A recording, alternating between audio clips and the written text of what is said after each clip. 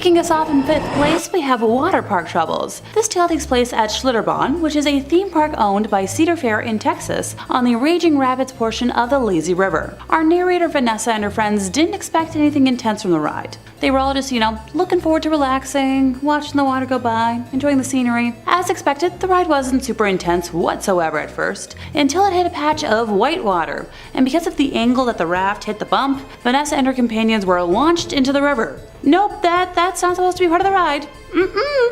And while the ride might have only been, 3 feet or so deep of water, I'm reminded of all the posters from my local pool growing up about how people can literally drown in a bathtub. So yikes! Vanessa described herself as entering a state of shock, feeling emotions ranging from fright to embarrassment, confusion, and panic. As she attempted to reach for the raft to pull herself back in, she realized she couldn't see her friends anywhere, and she was once again being yanked underwater. Panic had taken over as the main emotion by this point, and Vanessa found herself swirling around and around and around under the water. Thankfully, a nearby lifeguard jumped into action and was able to hoist Vanessa and her friends back into their raft, allowing them to enjoy the rest of the rapids in the intended fashion. I'm a little concerned about the lack of seatbelts on that ride since they were never mentioned, and I feel like that should be a thing, or like a weight sensor to stop the ride in event that, someone goes over. Oh, just me, okay. As a high point to this, somehow Vanessa managed to keep her glasses on throughout the entire ordeal. Go Vanessa! In 4th place, we have an urban legend from Canada's Wonderland. Time to move on to a Cedar Fair park that's a little closer to home. As someone who spends most of September through December at Canada's Wonderland every year, I just knew I had to include this ghost story in today's list. While Wonderland might be home to the scariest of scary monsters every October, the iconic Wonder Mountain is actually home to a ghostly spirit all year round. Construction of the iconic theme park happened between 1979 until 1981, with construction of the mountain alone involving a dozen local companies under Cincinnati engineer Curtis D. Summers. Now, while we don't know the name of our victim, one of the construction workers who was working on Wonder Mountain passed on the job, and for the most part, the details of his passing and specifics have been kept pretty secret. I tried. I promise I tried. This ghosty haunts the mountain to this day, specifically the Thunder Run ride. If the ride operators don't greet the area with good morning and good night at the beginning and the end of each operating day, the ride will malfunction and cease operations until given the proper respect. Honestly, I'm all for inviting the ghost to roam the park during Halloween haunt. What's the worst that could happen? An actual ghost over in Ghostly Pines or Spirit Manor would be so much fun to see. Oh, just my own opinion again? Of course. In 3rd place, we have the Warner Brothers Jungle Habitat. Originally opening on July 19th of 1972, this now abandoned park closed its doors by 1976, which is a really bad timeline for a theme park that was technically never completed. The first time Jungle Habitat made headlines was only months after it first opened for business, when an Israeli tourist named Abraham Levy was riding through the safari in a taxicab and decided to roll down the window to get a better look at some of the animals roaming around. 2 lions attacked the car and mauled the 26-year-old tourist, causing lacerations to his face and shoulder. He took credit for the harm, citing his own foolishness, which helped to dodge, a media onslaught.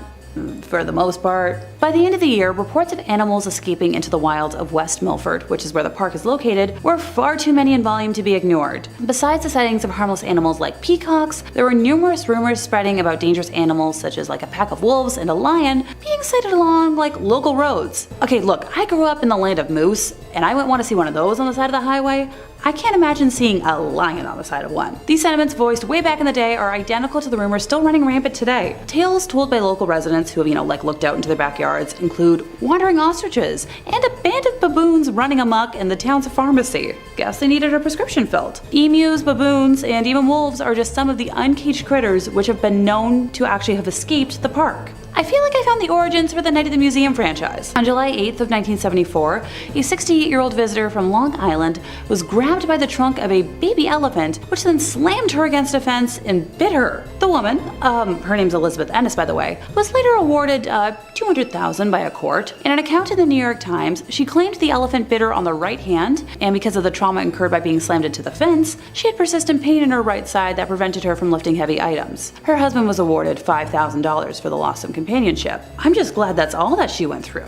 Goodness, elephants are pretty big.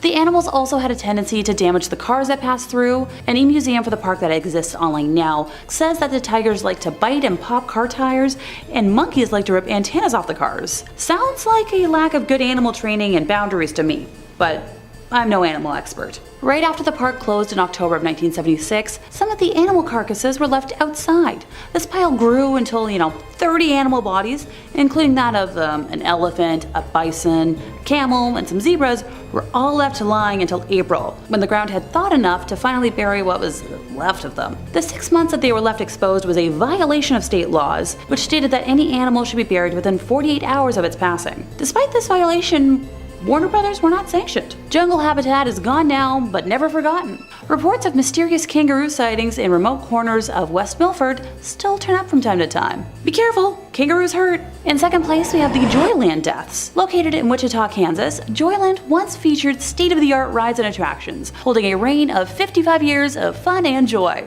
Today, the once popular park is being reclaimed by nature, piece by piece by piece by piece. Joyland came into existence on June 12th of 1949. It was founded by Lester Ottaway and his sons, Herbert and Harold. Now, Herb had a passion for steam engines and race cars, and he refurbished both types of vehicles. By 1934, Herb Ottaway had refurbished a miniature steam locomotive and cars, and was traveling with them to county fairs in Kansas and Colorado. Joyland was originally opened to give Herb's refurbished locomotive a more permanent home. As the attraction became more popular, the Ottoways eventually added a number of different rides and games to the amusement park. Now, Lester Ottaway passed away in the mid-1950s, but his sons continued running Joyland until the early 1970s, when they decided to, retire.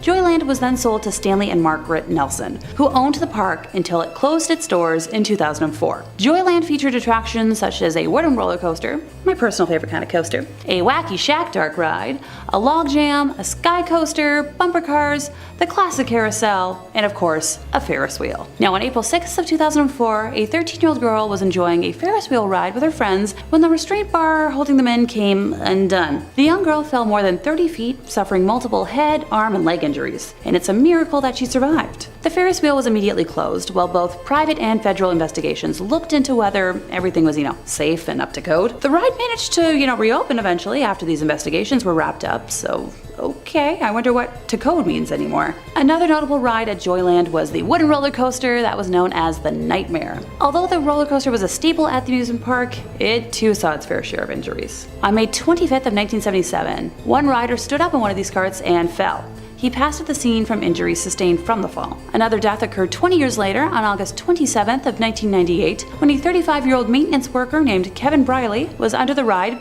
trimming the grass. He stood up and was tragically hit by the roller coaster. He also died at the scene from his injuries. My heart hurts telling that tale because I'm such a huge lover of traditional wooden roller coasters. There's just something about narrowly avoiding whiplash that I personally find thrilling. Joyland closed its doors in 2004. Maybe it might be worth, a little urban exploration. In first place, time to visit the ghosts of the Enchanted Forest. The whimsical 20-acre amusement park was built in an Oregon forest and boasted handcrafted attractions like Storybook Lane and Toftville Western Town, along with rides like the Ice Cream Mountain bobsled roller coaster and a Big Timber log ride. Sounds pretty magical, right? Yeah, that all depends on who you ask. Though many folks experience nothing more than a charming park, other more abnormal experiences are definitely not in line with a regular amusement park. For many, a visit to the Enchanted Forest can be a supernatural phenomenon, and I know I'd be happy either way. I love all things fantastical and wonderful and whimsical, but also spooky. Tales of employees feeling a ghostly presence on attractions like the Haunted House and Challenge of Mondor ride caught my eye while doing research for today. The story of Enchanted Forest starts with Roger Toft,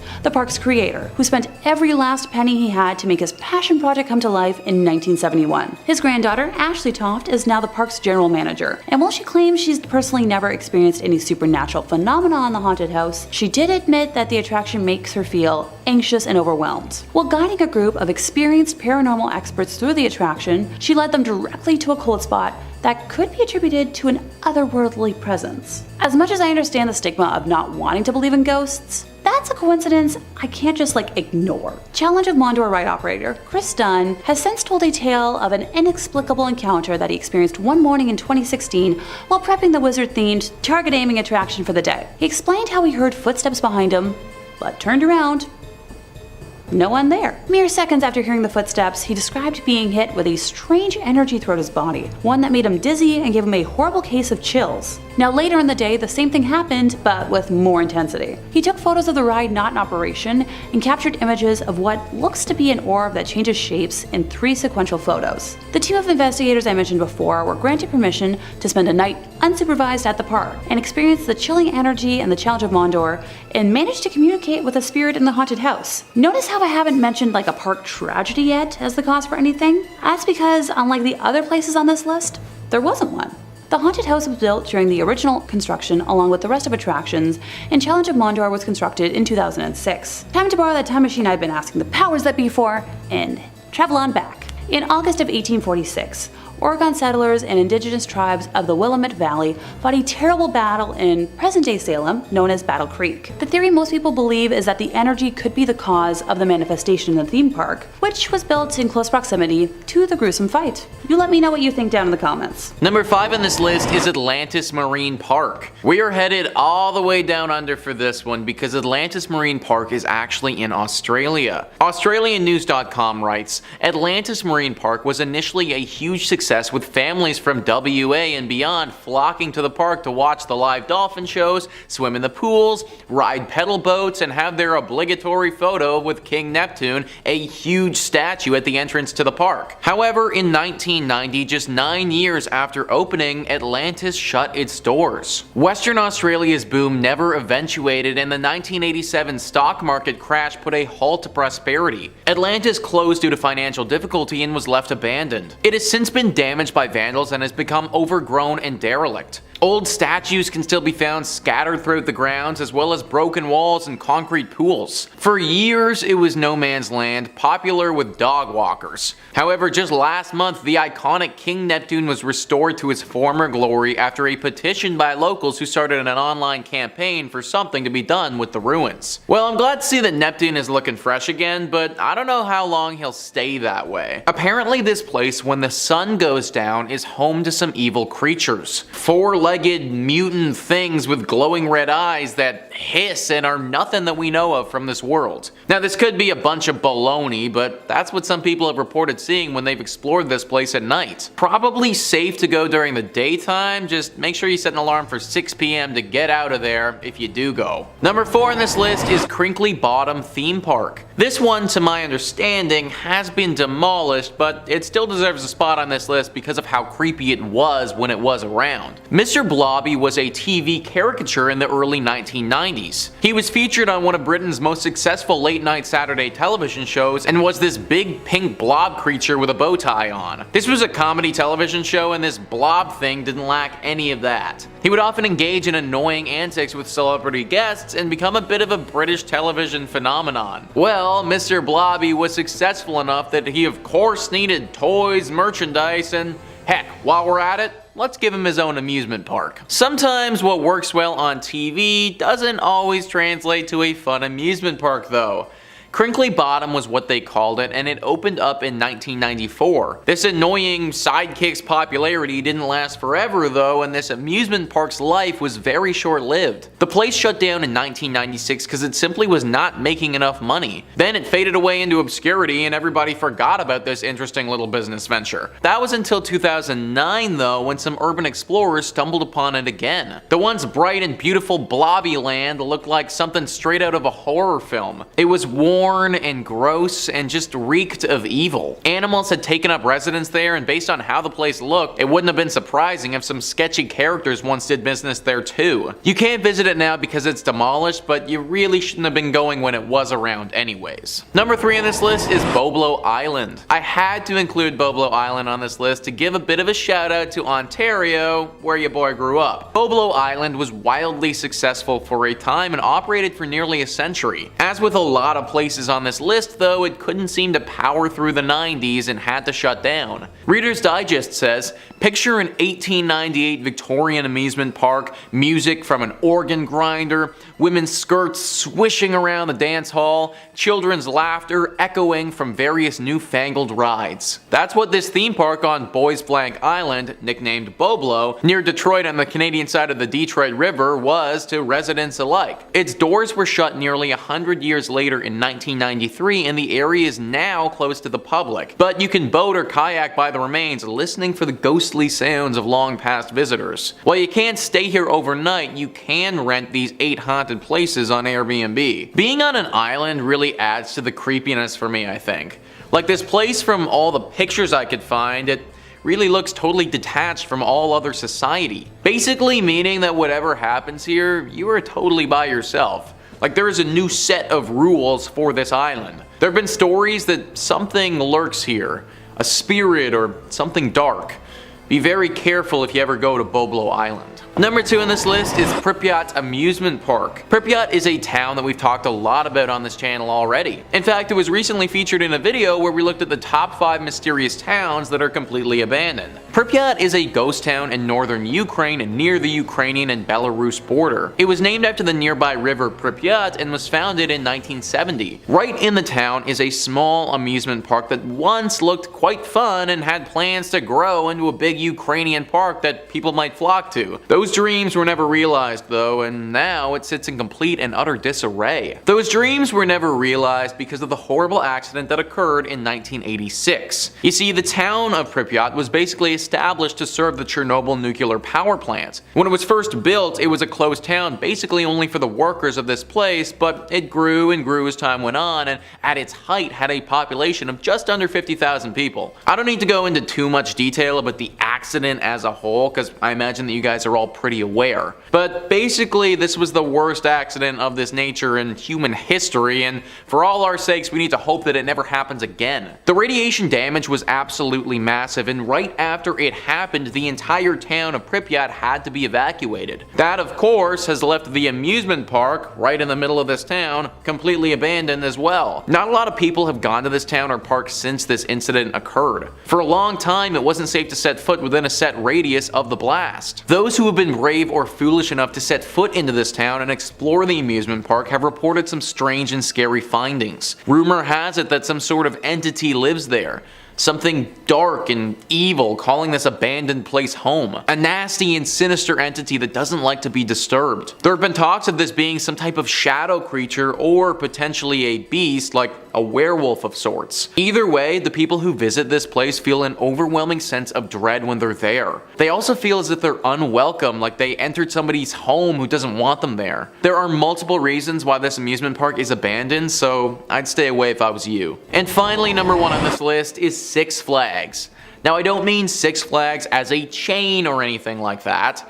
There's 23 different Six Flags in the United States, and not all of them are haunted. One in particular, though, is currently out of commission, abandoned, and definitely a spot you shouldn't go to. All the Rooms writes, this Six Flags fell out of business following serious damage from Hurricane Katrina in 2005. The park opened in 2000 and was only operating for a few years before suffering significantly during the hurricane, which displaced 20,000 people and killed nearly 2,000 people. The park closed after Hurricane Katrina, and there wasn't enough funding for repairs, so it fell into further decay over the last few years. To this day, there's still an eerie sign at the entrance to the park that says closed for the storm. It's an apocalyptic site which has been taken advantage of by Hollywood and used for films such as Jurassic World and Dawn of Planet of the Apes. These filmmakers are way braver than I would be, because I would not want to be setting foot on those grounds. The people who have been here all seem to think that something paranormal is going on. Phantom noises echoing throughout the park and other random bodiless sounds are heard all the time. Similarly to a lot of the other things on this list, there is a massive overhanging feeling of dread. The air is thick with it and you can almost taste the discomfort. No one has reported being attacked here, but it seems like that's only a matter of time if people keep going. The mayor of New Orleans is currently looking at demolishing this park, which, in my opinion,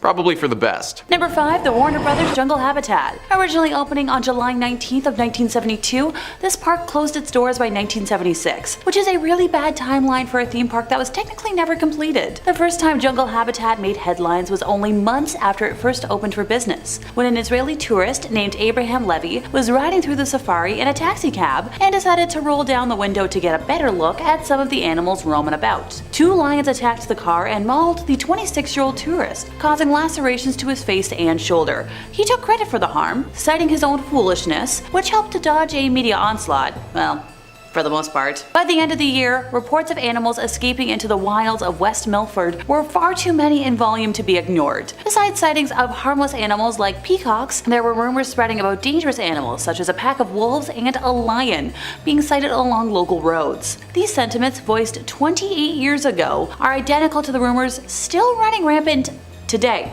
Yep, You heard me, today. Tales told by West Milford residents who have looked out in their backyards include wandering ostriches and a band of baboons running amok in the town's pharmacy. Emus, baboons, and even wolves are just some of the uncaged critters which were known to have escaped the park. I feel like I found the origins for the Night at the Museum franchise. On July 8th of 1974, a 68-year-old visitor from Long Island was grabbed by the trunk of a baby elephant, which then slammed her against a fence and bit her. The woman, Elizabeth Ennis, was later awarded $200,000 by a court. In an account in the New York Times, she claimed the elephant bit her on her right hand, and because of the trauma incurred by being slammed into the fence, she had persistent pain in her right side that prevented her from lifting heavy items. Her husband was awarded $5,000 for loss of companionship. So the animals at the park also had a tendency to damage the cars that passed through. An e-museum for the park says that tigers like to bite and pop car tires, and monkeys like to rip antennas off of cars. Sounds like a lack of good animal training and boundaries to me. So right after the park closed in 1976, some animal carcasses were left outside.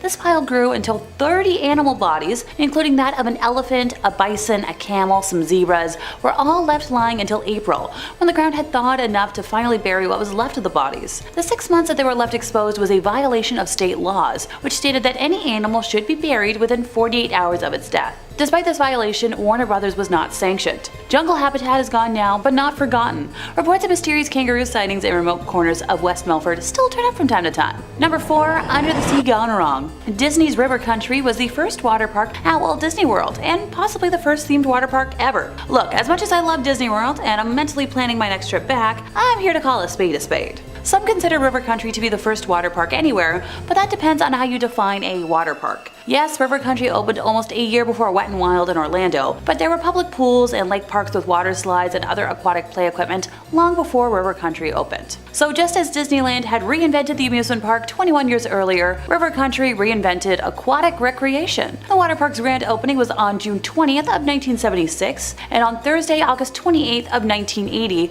a sad Associated Press story appeared in newspapers throughout North America. It was reported that a rare but deadly disease caused by an amoeba found in Florida freshwater lakes had claimed its 4th victim, a New York youngster who had spent his vacation swimming at River Country. The disease, amoebic meningoencephalitis, attacked the nervous system and brain. You don't want to know how many tries it took me to say that. The youngster died after the amoeba entered his nose, went through the nasal passage, and attacked the nervous system, including the brain. Investigators from the U.S. Center for Disease Control in Atlanta and the New York Health Department pinpointed River Country as the source of the amoeba after the parents reported that the amusement park was the only place where he went swimming. So photos and maps of River Country show that the park had 2 bodies of water. The smaller one was a clean, clear swimming pool. The larger one appeared to be a natural cove, completely open to Bay Lake, which is the largest natural lake at Walt Disney World. At some point in the 1990s, Walt Disney World banned swimming in its lake. The 1995 map of Walt Disney World still included the resort's beaches under the swimming section, whereas the 2000 edition made it clear that the beaches were strictly for sunbathing. But River Country stayed open. There was never another death from amoebic,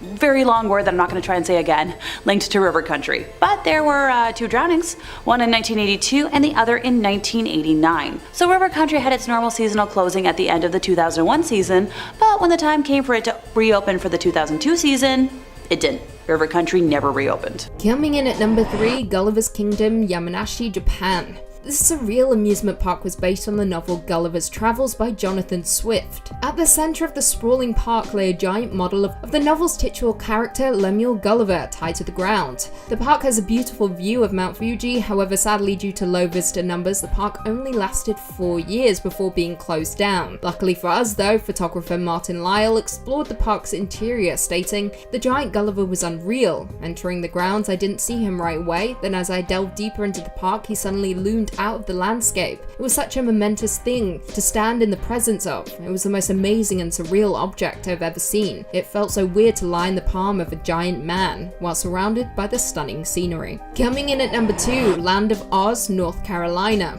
The Land of Oz is a theme park in the resort town of Beach Mountain, North Carolina. In 1970, it opened as a theme park based on the L. Frank Baum Wizard of Oz book by Caroline Caribbean Corporation. Based on the L. Frank Baum Wizard of Oz books by Caroline Caribbean Corporation under the guidance of Grover Robbins, who had been successful with Sweetsea's Railroad and designed by Jack Pintes. On Sunday, December 28, 1975, a fire was set to the Emerald City